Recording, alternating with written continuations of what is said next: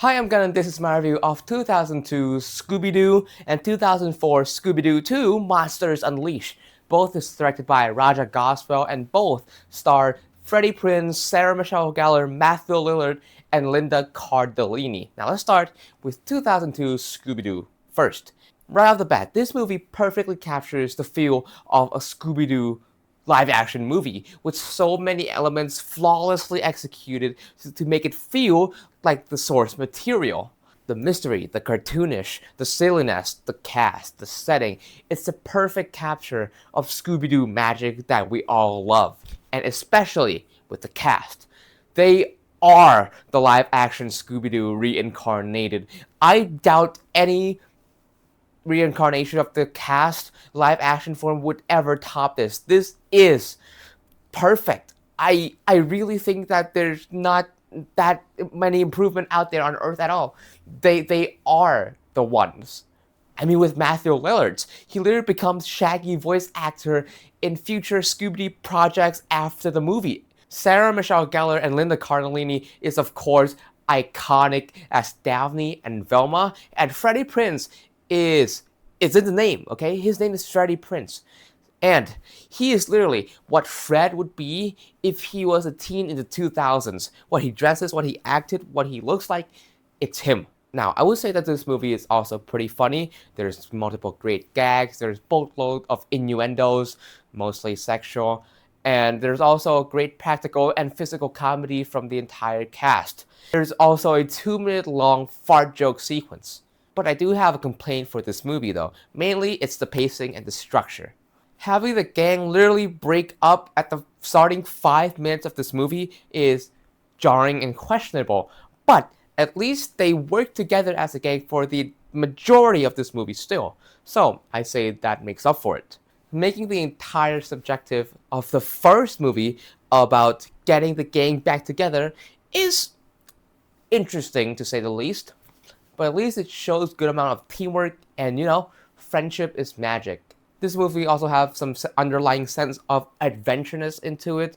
I'm getting a lot of Indiana Jones and the Temple of Doom, or even this Bond villain lair at the second half of the movie. It's like this big open space for the villain to have his own evil experiment in. It felt Bond-like. Speaking of the antagonist, there's one thing I don't like about the antagonist of this movie at all. It's the fact that magic is real. There's no explanation. There's no scientific ways that they can get around. No, it's just straight up voodoo black magic possessing the island. Which, in terms of Scooby-Doo lore-wise, I think it breaks pretty much what comes before it. Like, sure, Mystery Incorporated, they have some real Cthulhu, black magic, end of the world stuff, which is absolute peak still. But before that, they haven't really introduced us the concept of real ghosts and spirits yet, right? It's always this guy under mask. But here, it's, yes, a guy under a mask, yes, but the villain is controlling actual spirits and ghosts. I am very, very conflicted on this. On first hand, yeah, it's expansive, right? It's new thing, testing the water, sure. But on second hand, if it ain't broke, don't fix it, and I don't really like the direction that they're going. And yeah, the twist at the end is very freaking stupid, but whatever, man.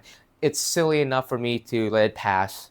So overall, if you like Scooby-Doo at any capacity at all, you will definitely be satisfied with this movie. It absolutely delivers on everything a Scooby-Doo live action movie should be, with some elements being weaker than the other, but still, it's great fun Scooby-Doo movie. I enjoyed it. I recommend it 4 out of 5. Because there's a better movie than this, which is, that's right, it's 2004 Scooby-Doo 2 Monsters Unleashed, which in my opinion is better than the first movie. So, this movie is set mainly on Coolsville, which is a big city for pretty much the entire movie. So it's not a tropical island. It's set in cities, which more people I like. The first thing I immediately notice is the fact that, oh my god, They amped up the silly campiness of this movie, which at first I was worried because, too much campiness can be cringe and too much annoying, right? But thankfully, in this movie, it becomes the strength. It works. Because of the jokes and gags, I'd say they are funnier. And also, they still got this perfect cast to deliver them. So, it becomes so delicious of a movie to watch. It's funny. It's good. The Scooby Doo house and lab in this movie also reminds me of the Fantastic Four, Fantastic House, or whatever it's called, with its like large atmosphere and colorful color palettes, which coincidentally, Fantastic Four would get their own live-action movie in 2005, a year later after this movie.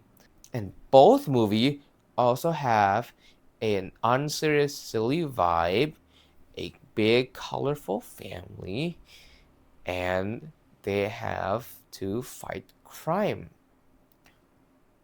Coincidence? Yes. Okay, back to Scooby Doo 2. I have to mention the fashion and the costume in this movie here. Because, oh boy, it is even better than the first. Daphneception t-shirt, boom. Latex Velma, boom. Pimp Shaggy and Scoob, boom. Just freaking iconic. Somehow this movie has even better fight scenes than the first, believe it or not. This movie also introduces a new character. His name is Patrick. He is played by Seth Green, and I say he's pretty good. Alicia Silverstone also brings this girly drama into the movie, playing a journalist who is, I guess, jealous of Daphne. There's an awesome dance scene in this movie. There's a scene where somehow Scooby-Doo turns into this glob monster gel, which is the most terrifying thing I have ever seen in a movie ever. And there's two main things that really stands out to me and what makes this movie even better than the first. One, classic monsters return in their full live-action glory. That's right. If you're a long-time Scooby-Doo fan or if you have watched their series, this is where a lot of the classic monsters come to life. And they are the main antagonist who chases the Scooby Gang down. And that really sold me. I love seeing them in real life, although the more I thought about some of the monsters, the more terrifying the thought of, oh my god, if they are real, that's very, very deadly. But still, I love seeing them on screen. And number two, holy cow, there's actual emotional resonance in this movie? That's right. Almost every single character in this movie has their own lesson and moral and things they have to overcome by themselves, within themselves, which is insane. In a kids movie, I really, really love this. It's awesome. Hell yeah. I really dig it. And again, the villain, although is somewhat better than the first one, they are still quite lacking and did a bit too much with the reviews, but that's like not the best part of the movie, so we'll just forget about that. But still, as an overall movie, as a complete package, I feel like the second one, Monsters Leash, is a better movie and a better time than the first.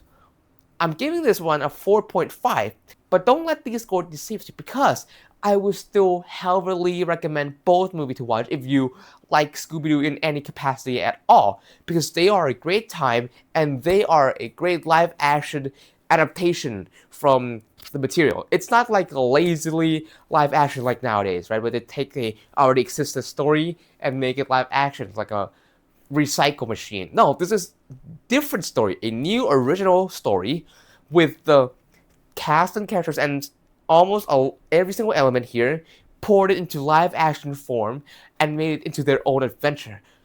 Man, I wish there was like 10 more of these movies, but I guess 2 is enough and that's all we're gonna have.